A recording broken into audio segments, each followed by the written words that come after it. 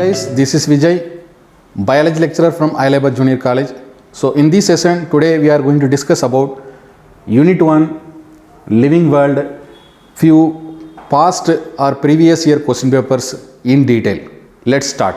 Now let us go for the next question. Living organism can be unexceptionally distinguished from the non-living organism on the basis of their ability for. Here are four different options given: reproduction, growth and movement, interaction with the environment and progressive evolution, responsiveness to touch. Okay, so how good it is showing the distinguish between non-living and living organism. Reproduction, yes, growth and development, growth and movement, then interaction with the environment and the progressive evolution. Progressive evolution could be seen in the living being, whereas it could not be seen in the non-living being. Okay, responsiveness to touch. Responsiveness to touch is nothing but responding to the abiotic factor. Okay, that could be seen in both. So the answer for this question is option C. So that is interaction with the environment and progressive evolution. Next, let us see the next question. All living organisms, present, past and future, are, here are four different options: not linked to any extent, linked to one another in their cell membrane, linked to one another by sharing the common genetic material but to varying in certain amount of degrees, linked to another by sharing of common genetic material to exactly 100%. So that is not exactly 100%. So all living organisms, present, past and future, almost related to exchanging of this genetic material but varying with a certain degree. It is not exactly 100%. So option C is the right answer for this question. Now let us go for the next question. This question is, choose the correct one. Among these we have to choose the correct one. Growth cannot be taken as a defined property of living organism. Yes, the growth can be seen in the non-living organism. We have discussed there are two categories of growth, intrinsic growth and extrinsic growth. So can be seen. The dead organism does not grow. Yes, it's a correct statement only. Yes. Reproduction cannot be an all-inclusive defining characteristic features of the living organism. Reproduction cannot be an all-inclusive defining characteristic feature. Yes, this is also correct one. And fourth one, you see, no non-living object is capable of replicating itself. Non-living object, they cannot replicate themselves. Yes, they could show the growth as we are increasing in the number given from external, extrinsic growth. Yes, next one, metabolism is a test tube is non-living, is a wrong answer. Metabolism in a test tube is non-living, is wrong. Metabolism is defining feature for all the living organisms, is the right answer, right? So option B, except the fifth one, metabolism in a test tube is non-living. So the right answer for this question is all the statements are correct except the fifth one, metabolism in a test tube is non-living. So option B is the right answer for this question. Now let us go for the next question. Properties of tissues. Here are four different options given.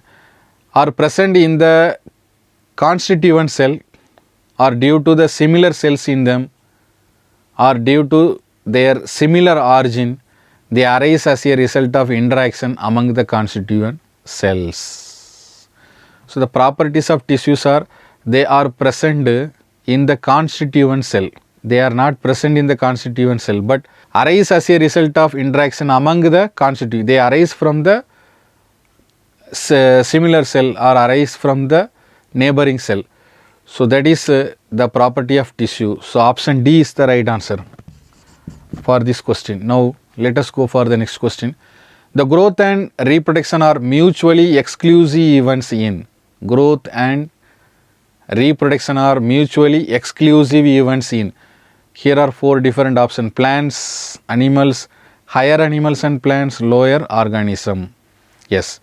So growth and reproductions are mutually exclusive in, you can see the higher level organisms like higher level animals and plants. Option C is the right answer. So the next question is, which of the following multiply by the process of fragmentation? Here are 4 different options given: planaria, filamentous algae, fungi, and all of these. Okay, so we'll see. So which one of the following multiply by the process of fragmentation? Yes, planaria undergoes for fragmentation, that involves for a process called a regeneration. Filamentous algae of course undergoes for fragmentation. Fungi, it forms mycelia, that also undergoes for fragmentation. So option D, all of these is the right answer. So all undergoes for fragmentation. Now let us see the next question. To which of the following options represent the correct classification for the given animal? The animal is given tiger. Now let us see which one is the correct one. Very simple. If you know the scientific name for this tiger, we can find the answer. Panthera tigris. Panthera tigris, 2 options are there, B and C. Then let us go for the rest of the sequence. Phylum Chordata, yes, correct. Class Mammalia comes under the category, okay. Order Carnivora Felidae. So here option C, you see vertebrate it is given, phylum, okay. So option B is the right answer for this question. Phylum is Chordata, class is Mammalia, order Carnivora, family Felidae, and name we know, scientific name Panthera tigris. Panthera tigris, here Panthera is genus and tigris is species. So option B is the right answer for this question. Now let us go for the next question. The birds taxonomically represented as birds. Okay, when we are writing the category of these vertebrates, fishes that leads to amphibians to reptiles to birds to mammals. Okay, so in that category we have to observe this taxonomical hierarchy category: family, order, class, and phylum. So birds represent class. Option C is the right answer. Yes. So the next question is, the Indian Botanical Garden, which is located in Calcutta, Howrah, Lucknow, Mumbai, Mysore. So right answer is option A, Howrah. So the next question is, the following taxonomic aid which provides information for the identification of names of species which are found in an area: monograph, manual, memoir, and periodical. Yes. So which of the following taxonomical kit or aid provide the identification of the name of the species found in a particular area? Manual. So manual is the right answer for this question. Option B. Next question is very important question. Why did Carolus Linnaeus chosen Latin language for binomial nomenclature? Here are 4 different options. Because this language was scientific. Latin is not scientific. Because this language was modern. It is not modern language. Because this language was dead. This language almost extinct. Because this language was ancient. Ancient means, then what about Greek? That is also ancient.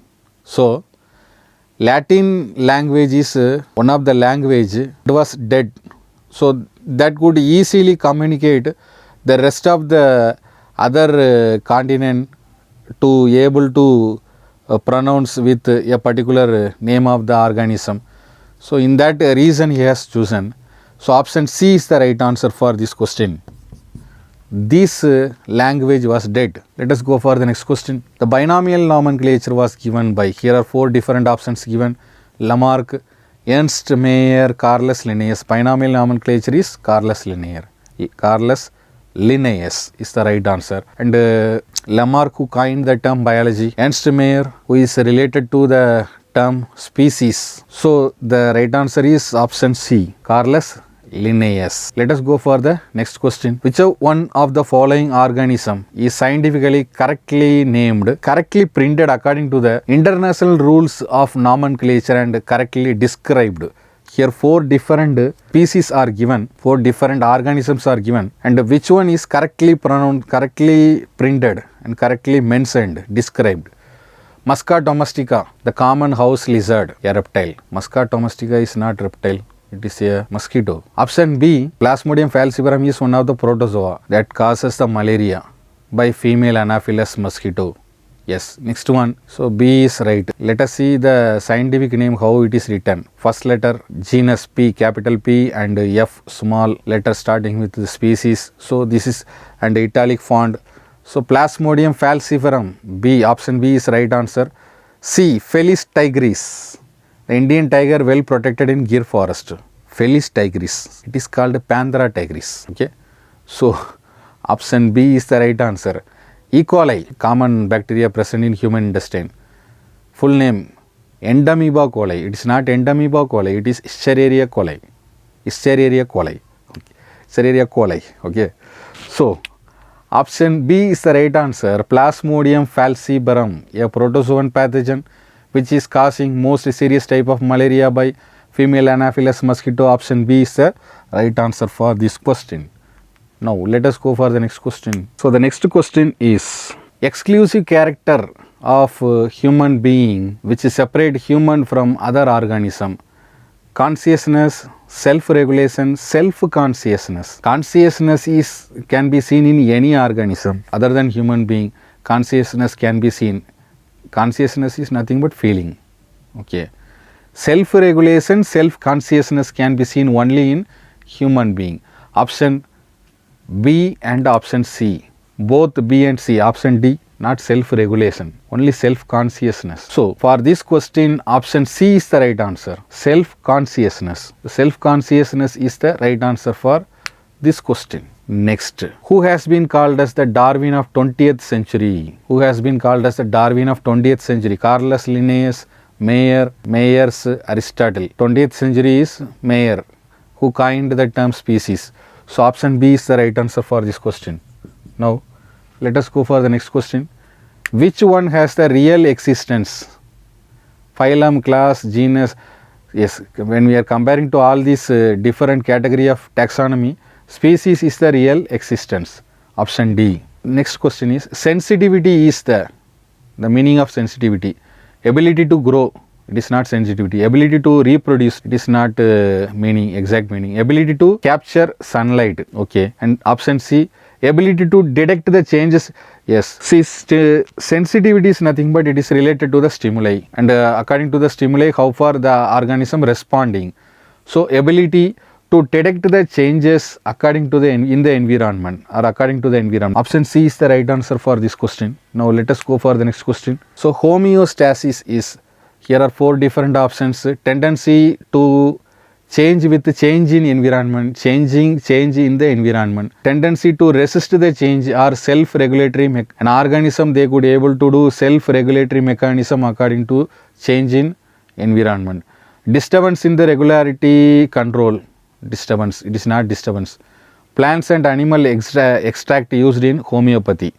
This is not related to homeostasis. So option B is the right answer. Self-regulatory mechanism of the living organism according to the change in the environment. So option B. Now let us go for the next question. Carnivora includes group of organism belongs to the related genera, group of organism related to the species, group of organism belongs to related to the family, group of organism which are similar in all the future. Carnivora is nothing but the group of organisms which are related to the families. Yes. Option C is the right answer for this question. Now let us go for the next question. Different organisms belonging to different orders are placed in a single class due to the fact that they all have the similar morphological and reproductive characteristic features. They have similar place of origin. They share common habitat. They have few similar and are the common characters. So different organisms belonging to the same to different orders, they are placed in single class due to the fact of they have few similar or few common characteristic features. So option D is the right answer. Let us see the next question. Botanical garden consists of, in botanical garden what we can see? Dried and preserved plant specimen that we can see in the herbarium house. Living plants and animal specimens. Living plants we can see, animal specimens we can see where? Animal specimen in museum. Dead specimens of plants are preserved in jars. You can see in the laboratory or museum. Option C is the right answer. Living plants specimens. Living plant specimens can be seen in botanical garden for further studies in detail about the particular species. Okay, option C is the right answer. So the next question, select the odd one out of this botanical garden. Here are 4 different options. Let us see one by one. Collection of living plants for reference, Indian Botanical Gardens, which is at Howrah. It is a method of ex situ study, conservation of the different plants. Then collections of preserved plants and animal specimens. Collections of preserved plants and animal specimens is one of the odd one in the botanical garden. There we can see the living plant specimens. So option D is the right answer for this question. Next question is, who gave the nomenclature according to which the humans are called Homo sapiens? So the nomenclature for Homo sapien comes under the category of binomial nomenclature. So that is obviously given by Carolus Linnaeus, who proposed the binomial nomenclature system. So among these 4 options, option D is the right answer, Carolus Linnaeus. Next one, which one is the highest in the hierarchy of taxonomic category? Among these, actually the highest hierarchy of the taxonomic category is kingdom. But among these 4 options, let us see genus, family, order, class. Right answer is option B, family. The next question, most obvious and technically complicated features of the all living organism: metabolism, growth, replication, ability to sense their environment. It's a complicated feature for all living organism. So far we have discussed few questions from this unit, living world, in detail. Few more questions we are planning to discuss for the further video. Until then, thank you children.